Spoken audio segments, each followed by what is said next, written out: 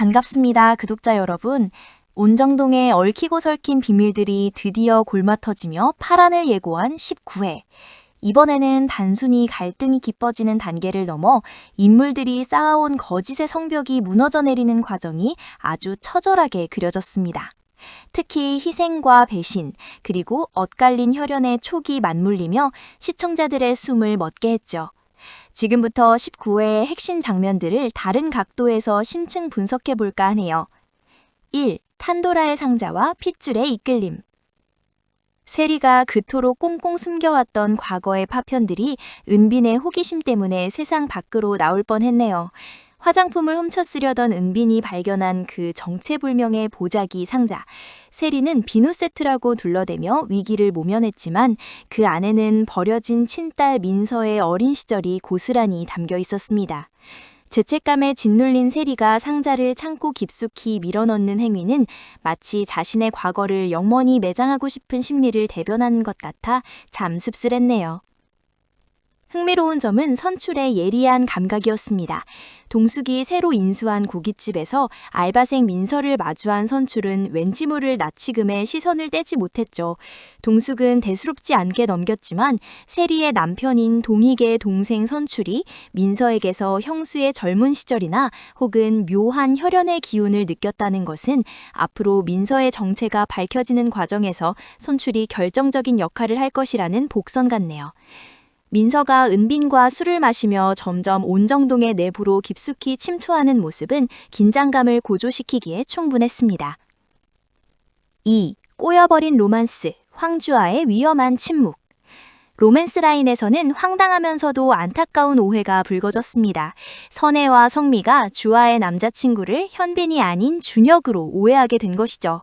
사실을 바로잡아야 할 타이밍에 주하는 오히려 이 오해를 내버려 두기로 했습니다. 이는 아직 부모님들의 감정이 완전히 풀리지 않은 상태에서 현빈과의 관계를 공식화하는 것에 대한 두려움 때문이라고 분석되네요. 질투심에 삐친 현빈의 모습은 잠시 웃음을 주었지만 이 거짓말이 결국 세리의 폭로와 맞물려 더 큰 비극의 씨앗이 되었습니다. 진실을 말하지 못한 대가는 생각보다 혹독했죠. 주아가 오피스텔 화장실에 숨어 세리의 자백을 직접 듣게 되는 설정은 주아에게 있어 가장 잔인한 방식으로 진실을 마주하게 한 연출이었다는 생각이 드네요. 믿었던 이들의 추악한 뒷모습을 보게 된 주아의 상처가 과연 현빈의 위로만으로 치유될 수 있을지 의문이 남습니다. 3. 부적과 자백, 무너진 부모의 권위. 세리가 현빈의 오피스텔을 찾아간 목적은 소름돋게도 욕망 그 자체였습니다. 베개밑에 부적을 숨기며 아들의 앞날을 자신의 뜻대로 조종하려던 세리는 아이러니하게도 자신의 입으로 파멸의 문을 열어버렸네요. 현빈 앞에서 푼수처럼 늘어놓은 동영상 사건의 전말은 주아를 벼랑 끝으로 밀었던 이들이 누구였는지를 명확히 확인시켜 주었습니다.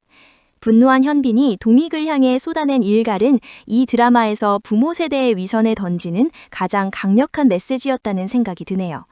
어떻게 그런 짓을 하고 가증스럽게 행동할 수 있느냐는 아들의 말에 한마디도 대꾸하지 못하고 고개를 숙인 동익의 모습은 권위라는 이름 뒤에 숨은 인간의 비겁함을 적나라하게 보여주었습니다. 뒤늦게 주아를 찾아가 사죄하는 현빈의 눈물은 가족의 죄를 대신 짊어진 자의 고통이 고스란히 전해져 참 가슴 아팠네요. 4번째, 피로 씻어낸 참회, 골목길의 비극. 19회의 클라이맥스는 온정동의 좁은 골목길에서 터져나왔습니다. 정한에게 모든 진실을 고백하고 용서를 구하려던 동익의 계획은 괴한의 등장으로 완전히 뒤바뀌었죠. 진아를 구하려던 기범의 사투에 이어 흉기를 든 괴한이 정한을 향해 돌진하는 순간 동익은 주저없이 몸을 날렸습니다. 정한을 대신해 칼에 맞고 쓰러진 동익. 그의 피로 물든 셔츠는 그동안 자신이 저지른 모든 잘못에 대한 가장 처절한 참회록처럼 보였습니다. 앙숙이었던 두 남자가 생사의 갈림길에서 마주한 이 장면은 100마디 말보다 강력한 화해의 신호탄이 되었네요. 정한을 지키기 위해 자신의 목숨을 던진 동익의 희생은 이제 막 싹트기 시작한 두 집안의 화해를 확고히 하는 동시에 주아와 현빈의 사랑에 거부할 수 없는 명분을 부여하게 될 것 같네요. 구독자 여러분, 이번 19회는 진실은 상처를 남기지만 희생은 기적을 만든다는 것을 보여주었습니다. 제가 여기서 한 가지 날카로운 추리를 덧붙여 보자면 동익이 칼에 맞은 부위가 치명적이지는 않더라도 수술 과정에서 세리의 과거와 관련된 또 다른 비밀이 의료진 혹은 민서를 통해 드러날 가능성이 매우 높다는 근거를 제시하고 싶네요. 또한 대안과 동숙의 관계도 주목해야 합니다. 선혜의 맞선 제안을 단호히 거절한 대안의 태도는 이미 그의 마음이 어디를 향하고 있는지 명확히 보여주었죠. 동숙의 가게 인수를 도우며 묵묵히 곁을 지키는 대안의 수뇌보가 이 혼란스러운 온정동의 비극 속에서 유일한 안식처가 될 것 같다는 생각이 듭니다. 과연 의식을 잃은 동익은 정한의 이름을 부르며 깨어날 수 있을까요? 그리고 주한은 자신을 해치려 했던 세리를 용서하고 현빈과의 미래를 꿈꿀 수 있을까요? 오늘 리뷰가 흥미로우셨다면 여러분의 생각도 댓글로 자유롭게 남겨주세요. 제가 다음 영상에서는 동익의 수술실 앞에서 우열하는 세리가 민서의 존재를 처음으로 인지하게 되는 그 소름 돋는 순간을 먼저 분석해 드릴까요? 아니면 주하의 누명을 벗기기 위해 현빈이 회사 내부에서 벌이는 처절한 복수극을 정리해 드릴까요? 구독자 여러분의 선택이 제 다음 내레이션의 방향을 결정할 것 같네요. 오늘도 긴 리뷰 함께 해주셔서 진심으로 감사드리고 여러분의 구독과 좋아요는 저에게 가장 큰 힘이 됩니다. 그럼 저는 더 소름 돋는 20회 분석으로 돌아올게요. 여러분, 오늘도 평안하고 따뜻한 하루 되세요. 안녕히 계세요.